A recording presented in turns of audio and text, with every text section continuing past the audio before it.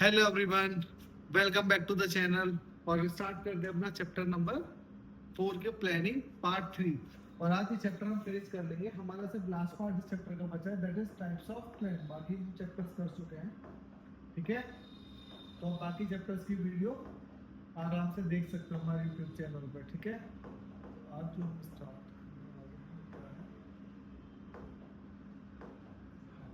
तो आज हम स्टार्ट करने जा रहे हैं बच्चा टाइप्स ऑफ प्लान, ठीक है। तो हमने प्लानिंग पढ़ा, उस प्लानिंग में टाइप्स ऑफ प्लान पढ़ने वाले हैं, ठीक है। तो टाइप्स ऑफ प्लान की जब मैं बात करूं बच्चा, तो मेरे पास कितने प्लान दिख रहे होंगे आपको? 8 तरीके के प्लान दिख रहे होंगे। जैसे फर्स्ट है objective, second strategy, third policy, procedure, method, rule, है ना, रूल, बजट और प्रोग्राम। तो 8 टाइप्स के प्लान दिख रहे हैं। तो बेसिकली प्लान्स को बच्चा जो डिफाइन किया जाता है वो दो तरीके से किया जाता है। तो टाइम के बेसिस के हिसाब से तो ये 8 प्लान्स हो जाते हैं। दूसरा बेसिस होता है स्टैंडिंग प्लान और सिंगल यूज प्लान, ठीक है। तो हम बात करते हैं सिंगल यूज प्लान और स्टैंडिंग प्लान से, ठीक है। तो अगर आप देख पा रहे हो सिंगल यूज प्लान, तो ये क्या होता है? तो बच्चा अगर मैं बात करूं स्टैंडिंग प्लान की, तो अगर मैं स्टैंडिंग प्लान की बात, स्टैंडिंग प्लान क्या है? स्टैंडिंग प्लान वो प्लान है जो हम एक बार बनाएंगे और बार बार रिपीटेड फॉर्म में उसको यूज करते हैं। यानी एक सिचुएशन या एक चीज के अगेंस्ट नहीं, हम उससे अपने लॉन्ग टर्म के लिए बनाएंगे। तो बेसिकली जो लॉन्ग टर्म ऑब्जेक्टिव्स हमारे हैं उसके लिए जो प्लान बनाया जाएगा दैट इज स्टैंडिंग प्लान। और ये रिपीटेड प्लान है कि सिचुएशन आती रहेगी और ये बार बार यूज होते रहेंगे। सिंगल यूज की अगर मैं बात करूं, तो सिंगल यूज प्लान एक पर्टिकुलर टास्क या कोई पर्टिकुलर यूनिक सिचुएशन हमारे सामने आ गई है ना, कोई यूनिक सिचुएशन आई, उस सिचुएशन के लिए हमने क्या किया, एक प्लान बना दिया। और जैसे सिचुएशन खत्म, प्लान भी खत्म, यानी टास्क खत्म, प्लान खत्म। That is single use plan, जो ऑर्गेनाइजेशन में एक बार यूज किया जाता है। तो ये हमारा हमेशा लॉन्ग टर्म के लिए होगा और ये हमेशा शॉर्ट ड्यूरेशन ऑफ टाइम के लिए होगा, ठीक है। हाँ या ना? बिल्कुल समझ में आ गया होगा। सेकंड थिंग अगर मैं आपको बताऊं बच्चा, तो standing plans mainly determined by top level plan. ये बात बहुत ध्यान रखने वाली है कि स्टैंडिंग प्लान्स जो है वो टॉप लेवल मैनेजर से फंक्शन ऑफ मैनेजमेंट में आपने पढ़ा होंगे, उनका ये भी होता है पॉलिसीज बनाना, सर्वाइवल ऑफ द ऑर्गेनाइजेशन किस पे डिपेंड होगा, सब टॉप लेवल पे फोकस होगा। तो बेसिकली जितने भी स्टैंडिंग प्लान्स मेरे पास होने वाले हैं, सारे के सारे स्टैंडिंग प्लान्स कौन बनाने वाले हैं, ये आप हमेशा ध्यान रखना। स्टैंडिंग प्लान का जो फॉर्म करता है मेनली टॉप लेवल करेगा और सिंगल यूज प्लान को मिडिल और लोअर लेवल यूज करने वाला है। अगर इसकी बात करूं तो 4 तरीके के प्लान है मेरे पास। देखो, पॉलिसीज, प्रोसीजर, रूल्स और मेथड। यानी सिंगल में कितना आ गया? पॉलिसीज, प्रोसीजर, रूल्स और मेथड। सेकेंड थिंग है बच्चा बजट और प्रोग्राम। ये अभी प्लान्स के बारे में डिटेल में स्टडी करेंगे कि प्लान के बारे में। लेकिन सर आप कहोगे सर आपने तो 8 बताए थे, लेकिन यहाँ कितने हैं? 6। बिल्कुल सही बात है बच्चा आपकी, कि मैंने आपको स्टार्टिंग में कहा था कि हमारे पास 8 प्लान्स होते हैं, लेकिन हम मेरे यहाँ टोटल 6। तो बच्चा ये तो हो गया स्टैंडिंग प्लान। कुछ ऐसे प्लान है, 2 प्लान जो बचे ना वो ऐसे है, ना तो no standing neither single use, neither single use, ठीक है। आगे बात समझ में?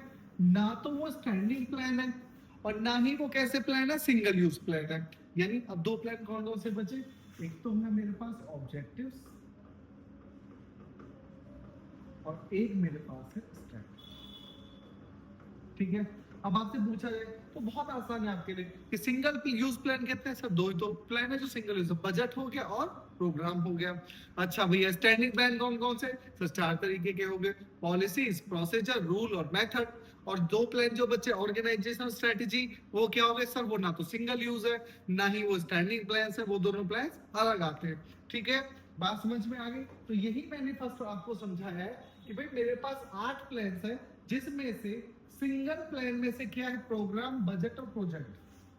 प्रोजेक्ट में प्लान होता है लेकिन आपके स्टडी में अभी फिलहाल नहीं गिवन है। पॉलिसी, प्रोसीजर, रूल और मेथड। पॉलिसी, प्रोसीजर, रूल और मेथड। और बाकी के दो जो बचे दैट इज ऑब्जेक्टिव और स्ट्रेटेजी।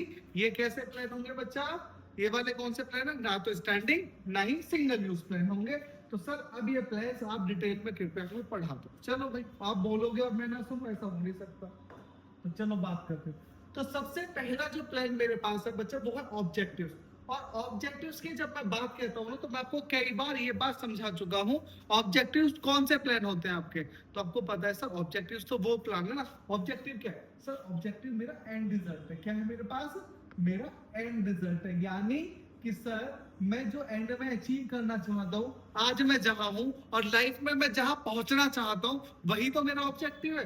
तो टुडे वेयर वी आर और where would you like to go, आप कहां जाना चाहते हो वही तो आपका ऑब्जेक्टिव है। बिल्कुल सही बात है। तो ऑब्जेक्टिव तो ये आपको समझ में आ गया कि भाई सर प्लानिंग क्या है, एक तो हमें ऑब्जेक्टिव सेट करना है, ठीक है। ऑब्जेक्टिव क्या होगा बच्चा बताओ, what would you like to achieve by its operation, यानी जो भी आप काम कर रहे हो, जो भी आप वर्क करने वाले हो, उस ऑपरेशन से क्या अचीव करने वाले हो, तो वही आपका ऑब्जेक्टिव है, ठीक है। और क्या स्पेशल बात है, एक बात ध्यान रखना बच्चा, ऑब्जेक्टिव जो है ना वो स्पेसिफिक टर्म्स में बता हो जाना चाहिए। इसका मतलब स्पेसिफिक टर्म्स का मतलब क्या होता है कि बच्चा आप जो भी ऑब्जेक्टिव बताओ वो क्लियरली स्टेटेड हो। क्लियरली स्टेटेड का मतलब, मेरा कहने का मतलब ये है, अगर मैं आपसे कहूं, सिंपली मैं आपसे कहूं कि भाई आपको अपने मार्क्स को स्कोर करना है, आपको अपने मार्क्स को इंक्रीज करना है, मैं आपसे कहूं कि आपने क्या किया, अपने मार्क्स को इंक्रीज करना है, ठीक है सर हम कर लेंगे। अब आपके पहले 40 थे, अब आपके बारे 41, आपने मेरे से आके कहा सर देखा पहले मैं 40 पे था, 41 में, मैंने आपकी बात मान ली ना, 41 मार्क्स इंक्रीज कर लिए। बिल्कुल सही बात है भाई, बात तो सही थी ना, क्योंकि मैंने कहा अब एक बच्चा 40 से लेके 80 मार्क्स ही आया, वाह, ये इसने तो बड़ी मेहनत की, लेकिन इसने भी अपना ऑब्जेक्टिव पूरा किया, इसने भी ऑब्जेक्टिव अपना पूरा किया। तो अब हम कैसे पता लगा भाई किसने किया, तो इसीलिए कहा जाता है भाई ऑब्जेक्टिव सब क्लियरली डिफाइन करोगे। मैं कहूंगा भाई आपके जितने भी मार्क्स थे उससे आप 30% बढ़ाओ, कितने, तो अब 30% अगर ये बच्चा बढ़ा देता तो मैं समझ जाता भाई इसने अपना ऑब्जेक्टिव पूरा किया। तो इसने अपना ऑब्जेक्टिव पूरा नहीं किया, इसने अपना ऑब्जेक्टिव पूरा कर लिया। आगे बात समझे, यानी आपको क्लियरली बताना पड़ेगा कि आपका ऑब्जेक्टिव क्या है, ऐसा नहीं कि लोग कंफ्यूजन में रह जाए। ये बात समझ में आ गई, बिल्कुल आ गई होगी, आप भी जानी चाहिए, ऐसा तो है नहीं कोई चीज आपको ना आती हो, आप लोग इंटेलिजेंट इतने बच्चे हो, है ना। तो स्ट्रेटेजी, अगर मैं स्ट्रेटेजी की बात करूं तो बच्चा किसी भी, अब इसके स्पेशल चीज मैं बता देता हूँ, ये ना हमेशा कॉम्पिटिटर्स के अगेंस्ट होगी। किसके अगेंस्ट होगी बच्चा, कॉम्पिटिटर के अगेंस्ट, है ना। ज्यादातर स्ट्रेटेजीज हमारी यही होती है। तो स्ट्रेटेजी क्या कहती है, स्ट्रेटेजी कहती है कि एक ऐसा प्लान जो हमारे ऑर्गेनाइजेशन के ऑब्जेक्टिव को, देखो उसमें मैंने ऑब्जेक्टिव सेट किया, ये क्या कर रहा है, एक कंप्रेहेंसिव प्लान है जो हमारे ऑब्जेक्टिव को क्या करना चाहेगा, अचीव करने में क्या करेगा, हेल्प करेगा। अच्छा केस स्टडी अगर आती है और केस स्टडी में ये बात पूछी जाती है, तो ये वाली लाइन आपको दिख रही है ना, comprehensive plan for accomplishing an organization objective, ये वाली जो लाइन दिख रही है, मैं 100% कह सकता हूं कि अगर इस पे केस स्टडी आती है तो ये वाली लाइन आपको हमेशा दिखेगी, comprehensive plan for accomplishing an organization goal, ये line as it is case study में दिखेगी। और जैसे ही ये लाइन आपको दिखेगी आप समझ जाना ये यहाँ पे किसकी बात कर रहा है, स्ट्रेटेजी की बात कर रहा है। किसकी बात कर रहा है, स्ट्रेटेजी की बात कर रहा है। तो स्ट्रेटेजी क्या है, कंप्रेहेंसिव प्लान है, किसके लिए है प्लान, ऑर्गेनाइजेशन के ऑब्जेक्टिव को अचीव करने के लिए। तो इसमें 3 डायमेंशंस पे बात होगी, एक तो मेरे लॉन्ग टर्म ऑब्जेक्टिव्स के बारे में बात होगी, तीसरा एक पर्टिकुलर कोर्स ऑफ एक्शन, यानी मैं ऑब्जेक्टिव को पूरा करने के लिए क्या एक्शन अपनाने वाला हूँ और अपने रिसोर्सेज को किस तरीके से एलोकेट करूं कि मेरे ऑब्जेक्टिव, जो भी मेरा पर्टिकुलर ऑब्जेक्टिव है वो क्या हो जाए, कंप्लीट हो जाए।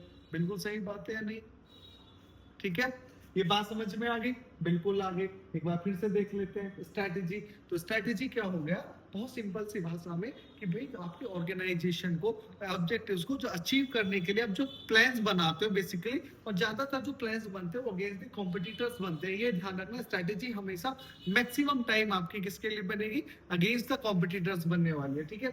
तो कंप्रेहेंसिव प्लान बनेगा जिसमें आप ऑर्गेनाइजेशन के ऑब्जेक्टिव को, जिसमें 3 चीजों का ध्यान रखोगे। पहली चीज लॉन्ग टर्म ऑब्जेक्टिव डिटरमाइन करोगे। दूसरी चीज क्या है, दूसरी चीज का डिटरमाइन करने वाले हो एक पर्टिकुलर कोर्स ऑफ एक्शन, क्या आप अप्लाई करने वाले हो, एक सिचुएशन आपके सामने, उस सिचुएशन को हैंडल करने के लिए आप क्या करने वाले हो।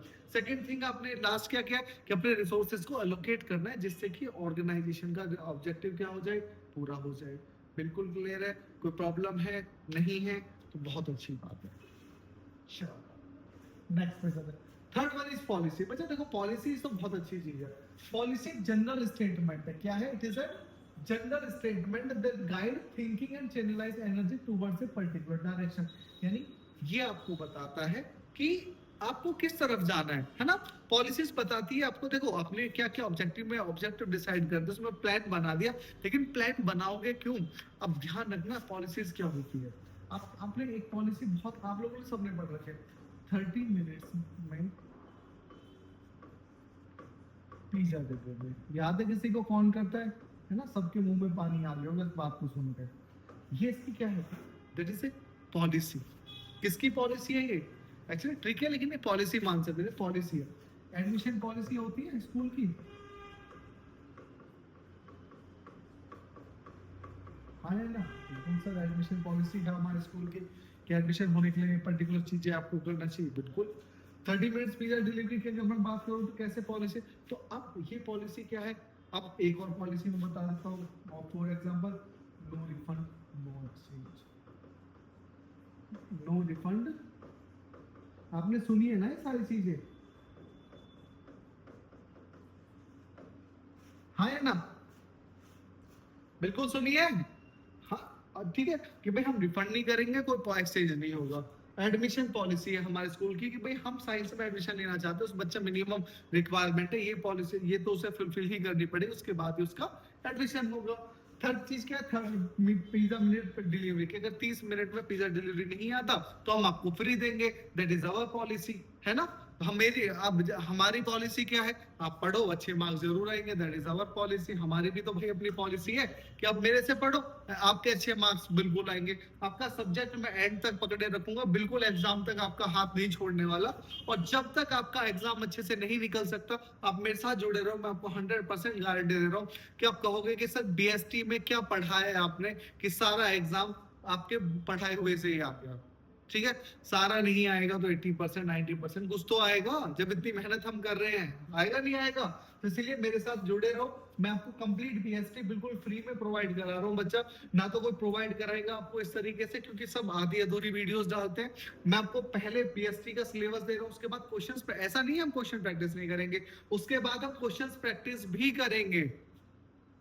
ठीक है, इसके बाद में और ऐसा नहीं है कि बीएसटी पढ़ाना हो, नहीं, अकाउंट्स भी पढ़ाएंगे हम आपको बिल्कुल। तो अकाउंट्स ऐसे पढ़ाना पॉसिबल है, लेकिन इंपॉर्टेंट टॉपिक्स है वो कवर करते रहेंगे टाइमली। जो एग्जाम में आने वाले टॉपिक्स है वो आपके लिए कवर करेंगे। तो करेंगे सही इकोनॉमिक्स बीएसटी, और ट्राई ये रहेगा कि हम आपको सब कुछ क्लियर करा दे। लेकिन मेरा फर्स्ट टारगेट क्या है? एटलीस्ट बीएसटी जो आपका थ्योरेटिकल सब्जेक्ट है वो कंप्लीटली हो जाए। इसके बाद इकोनॉमिक्स पे हम फोकस करेंगे, बाकी टाइम पे हम अकाउंट्स और उस पर भी फोकस करेंगे। ठीक है, अभी वीडियोस की स्पीड थोड़ी बढ़ जाएगी आपके लिए और जल्दी जल्दी वीडियोस आ गए। हाँ, तो बच्चा हम क्या कहते हैं? तो ये कहेगा, ये क्या कहता है? ये ब्रॉड पैरामीटर्स है। ये क्या है? ब्रॉड पैरामीटर्स है, जिसमें मैनेजर क्या करता है? फंक्शन करता है और अपनी डिस्क्रिमिनेशन मतलब अपने हिसाब से उन पॉलिसीज को इस्तेमाल करेगा और पॉलिसीज को समझ के और अप्लाई करेगा, जिससे कि ऑर्गेनाइजेशन स्मूथली रन कर पाए। और हमेशा ये बात का ध्यान रखना बच्चा, मेरी नजर में एक बात ध्यान रखना, ये वाली जो लाइन है ना, ये वाली लाइन, ये बहुत इंपॉर्टेंट लाइन है, क्योंकि केस स्टडी में यही लाइन दिखेगी आपको। आप याद रखना, यही लाइन आपको केस स्टडी में दिखेगी। जब दिखेगी, it defines the broad parameters within which a manager may function, he she make use his discrimination to interpret policies. और आप ये लाइन समझते ही समझ जाना कि ये बात किसकी कह रहा है? पॉलिसी की कह रहा है। ठीक है, अब आते हैं मेथड का। बहुत अच्छी। फोर्थ क्या हमारे पास? मेथड। तो मेथड क्या है? जैसे पॉलिसीज होती है, तो पॉलिसी क्या होता है? हम एक बार सेट करते हैं ना। मेथड क्या है? एक टास्क को कंप्लीट करने के तरीके। फॉर एग्जांपल, आप यूपीआई पेमेंट, आप मेरी कंपनी, आप मुझे पेमेंट करना चाहते हो, ये तो फ्री है वैसे, क्यों ही करोगे, लेकिन फिर भी मैं कह देता हूँ, आपका मन कर जाए तो पेमेंट करना चाहते हो तो आप यूपीआई कर सकते हो, कैश कर सकते हो, इंटरनेट बैंकिंग कर सकते हो, सारी सुविधाएं उपलब्ध है बच्चों। ठीक है, जिसको करनी हो मेरे को कॉल करके बता सकता है। पेमेंट, तो ये अब ये क्या है? These are the methods of payment method. और ये क्या पेमेंट मेथड हो चुका है। इसी तरीके से हर टास्क को करने का एक पर्टिकुलर मेथड होता है नहीं होता हर प्रोसीजर। अब मेथड की स्पेशल बात बच्चा ये ध्यान रखना कि हर टास्क के लिए अलग हो सकता है, हर टास्क के लिए सेम यूज नहीं होने वाला, हर टास्क के लिए अलग मेथड हो सकता है। तो मेथड क्या है? वो मेहनत या वो तरीका जिससे आप किसी टास्क को परफॉर्म करने जा रहे हो, लेकिन हमेशा दिमाग में क्या रखोगे? ऑब्जेक्टिव। अपने दिमाग में हमेशा क्या रखने वाले हो? ऑब्जेक्टिव रखने वाले हो। ये बिल्कुल ध्यान रखनी है आपको। सेकंड थिंग है बच्चा, it deals with the task compromising one step of a procedure and specify how the step is to be perform considering the objective. ठीक है, अब ये बेसिकली इतनी बड़ी लाइन जो मैंने इतनी अच्छी खासी इंग्लिश लिखी है, मेरी इंग्लिश इतनी अच्छी है नहीं, तो मैं आपको बता देता हूँ कि एक स्टेप, वो कहता है कि भाई हर प्रोसीजर में स्टेप बाय स्टेप, प्रोसीजर का एक स्टेप मतलब हर टास्क को करने का जो स्टेप्स है जो वो डिफाइन करेगा, वही मेरा मेथड है, वही मेरा क्या है? मेथड। ठीक है, अब हमेशा ध्यान रखना, लेकिन जो भी स्टेप मैं करने वाला हूँ, जो भी स्टेप मैं डिफाइन करने वाला हूँ, हमेशा ऑब्जेक्टिव को कर दो। अब ये कह रहा है टास्क टू टास्क, यानी हर टास्क का मेथड क्या हो सकता है? अलग हो सकता है। बिल्कुल सर, हो सकता है, नहीं हो सकता? बिल्कुल हो सकता है सर। होगा क्या? होगा ही बच्चा, है ना? चलो, कुछ और भी नहीं आ गया इसमें? 4 हो गए ना हमारे, तो 4 और रह रहे हैं, तो आज मुझे लग रहा है कि कंप्लीट हो जाएगा बच्चा। इसके बाद आप लोग नेक्स्ट चैप्टर की तैयारी करना, ऑर्गेनाइजिंग की। हम लेके आएंगे ऑर्गेनाइज, बहुत धमाकेदार ऐसे सेम वे में। Next is procedure. तो प्रोसीजर क्या है बच्चा? प्रोसीजर बताता है किसी काम को हम कैसे करने वाले, जो डेली रूटीन है हमारे, जो हम डेली काम करने वाले तरीका है, वो क्या प्रोसीजर रहने वाला है। तो ये क्या है? Procedure routine steps. क्या है? Routine steps on how to carry out activities, यानी हम किस तरीके से, तो ये हमें बताता है बिल्कुल वही एग्जैक्ट मैनर बताएगा। क्या बताएगा? पूरी डिटेल में एग्जैक्ट मैनर बताएगा कि भाई काम को कैसे करना है। अच्छा ध्यान रखना, पॉलिसीज और प्रोसीजर, पॉलिसी और प्रोसीजर दोनों पी आपस में लिंक्ड है। पहले हम पॉलिसी बनाते हैं, उसके हिसाब से हम अपना प्रोसीजर को डिफाइन करेंगे। जैसे फॉर एग्जांपल मैंने अभी आपको थोड़ी देर पॉलिसी बताई, 30 मिनट्स में डिलीवरी, नहीं तो पिज्जा फ्री। अब जो प्रोसीजर बनेगा, क्या इस पॉलिसी को ध्यान रख के नहीं बनेगा कि भाई वो क्या कर सकता है, कि भाई हो सकता है पिज्जा का डो जो होता है वो डो जो होगा वो रेडी करके रखे। हाँ या ना? डोमिनोज वाले यही करते होंगे, सारे आइटम रेडी जल्दी जल्दी डाला, 2-3 मिनट में ब्रेक किया, और ब्रेक करने के बाद वो एक एरिया, पर्टिकुलर एरिया चूज करते हैं, भाई इसमें हम 30 मिनट्स में डिलीवरी कर सकते हैं, तो ये यहाँ तक का ही ऑर्डर हम क्या करेंगे? एक्सेप्ट करने वाले हैं। हाँ या ना? बिल्कुल सर। तो जब मैं पॉलिसी बनाई, तो क्या पॉलिसी के हिसाब से प्रोसीजर नहीं बनाऊंगा मैं? हाँ या ना? जब मैं एडमिशन बनाऊंगा, आप एडमिशन बनाओगे, मैं बता देता हूँ कई यूनिवर्सिटीज क्या करती है, जब आप जाओगे ना बच्चा, तो बाहर गेट के गार्ड बैठा देती है एडमिशन के टाइम पे। जब आप वहां जाओगे तो आपसे पूछा जाएगा, फर्स्ट आपसे आपकी परसेंटेज कितनी है, तो आप कहोगे 60-70। तो कई यूनिवर्सिटीज 60 से नीचे आपको अलाउ ही नहीं करती। That is his policy, that is universities policy ना, उसकी पॉलिसी खुद की है ना भाई। यूनिवर्सिटीज की पॉलिसी है कि भाई हम 60% से नीचे एडमिशन अलाउ ही नहीं करते। तो सिंपल सी बात है, तो प्रोसीजर पहले वहां अटका देंगे, आपको आगे जाने ही नहीं देंगे। ये बात बिल्कुल समझ में आ रही? बिल्कुल समझ में। तो पॉलिसी और प्रोसीजर दोनों, ठीक है। अब इसका मतलब क्या हुआ कि एक पॉलिसी को इंप्लीमेंट करने के लिए जो जो स्टेप्स होते हैं ना, वही मेरा क्या है? प्रोसीजर है। यानी एक पॉलिसी को इंप्लीमेंट करने के लिए जो मैंने स्टेप्स किए, वो स्टेप्स ही मेरे क्या? प्रोसीजर है। और ये जो स्टेप्स है, ये बाहर वालों के लिए, अंदर वालों के लिए? बिल्कुल सर, अंदर वालों के लिए। तो ये इनसाइडर इसको फॉलो करेंगे, ना कि आउटसाइडर। ये बात समझ में आ गई? हाँ। अच्छा, ऐसा अगर मैं पूछूं, एक बात बताओ, ऐसा किस किसने किया है कि पिज्जा वाले को कंफ्यूज किया है कि रास्ता करते हैं ना, कि भाई पिज्जा वाले को बुलाया, फिर उसको उल्टा सीधा रास्ता बताया कि एटलीस्ट कैसे ना कैसे 30 मिनट से ये निकल जाए और 32 मिनट में हमारे पास पिज्जा हमें फ्री में मिल जाए। करते हो ऐसा? अच्छा देखो, ऐसी बातें नहीं करनी चाहिए, बिल्कुल गलत बात। अब आता है बजट। अच्छा, आप लोग ट्रिप प्लान करते हो दोस्तों के साथ, हाँ या ना? ट्रिप प्लान होता है, नहीं होता आप लोगों का? में क्या हो गया? ट्रिप प्लान होता है, बिल्कुल सर, ट्रिप प्लान हम लोग करते हैं। जब आप लोग ट्रिप प्लान करते हो, तो क्या आप हर चीज का ध्यान नहीं देते? किस चीज का ध्यान दे सर? आप ये नहीं देखते कितना पैसा खर्च होगा, हाँ या ना? आप हिसाब नहीं लगाते? कैसे लगाते हैं मैं बता रहा हूँ। एक दोस्त के पास गाड़ी है, एक ये दोस्त है उसके पास कार है, भाई उससे कहेंगे तो अपनी कार ले आ, इसमें जितना पेट्रोल डलेगा वो हमारे अंदर हो जाएगा। ऐसी तो बनाते हो भैया। फिर रहने के लिए हमें क्या चाहिए? होटल चाहिए। ये वाले होटल बुक कर लेंगे, सब आपस में काउंटिंग कर लेंगे, खाने का काउंटिंग किया, व्हाट्सएप ग्रुप डाल दे, पैसे इतना खर्चा किया, बाद में आप टोटल डिसाइड करके हर पर्टिकुलर। तो लेकिन बजट तो बनता ही है ना, कि भाई एटलीस्ट हर बंदे पे 10,000 10,000 या 15,000 जितने भी पैसे आने वाले हैं, वो पैसे आएंगे और वो अपने पैसे, अपने पर्टिकुलरली पैसा जो उसका है वो देगा, और वो देने के बाद क्या करेगा, फ्री हो जाएगा। ठीक है, अब यही तो मेरा क्या बजट है ना। लेकिन आप एक बात समझिए कि आप बजट को नंबर्स में नहीं डिफाइन करोगे, हाँ या ना? हाँ। तो सर ये बिल्कुल आपने सही दी। तो बचा, इसका मतलब क्या हो गया, बजट क्या है? अब बजट क्या है? बजट एक ऐसा एक्सपेक्टेड रिजल्ट है, एक्सपेक्टेड रिजल्ट यानी एक्सपेक्टेड रिजल्ट एक्सप्रेस है किस टर्म्स में, हमेशा किस में होगा, न्यूमेरिकल टर्म्स में। हमेशा किस में होने वाला है ये, न्यूमेरिकल टर्म्स में होने वाला है। ठीक है, ये बात समझ में आ गई? किस में होने वाले, न्यूमेरिकल टर्म्स में। It is a plan which quantifies future facts and figures, यानी ये हमेशा नंबर्स के फॉर्म में होगा। अब हो सकता है सेल्स का हो सकता है नंबर ऑफ एम्प्लॉइज का हो कितना, लेकिन होगा किसमें, नंबर के फॉर्म में होगा।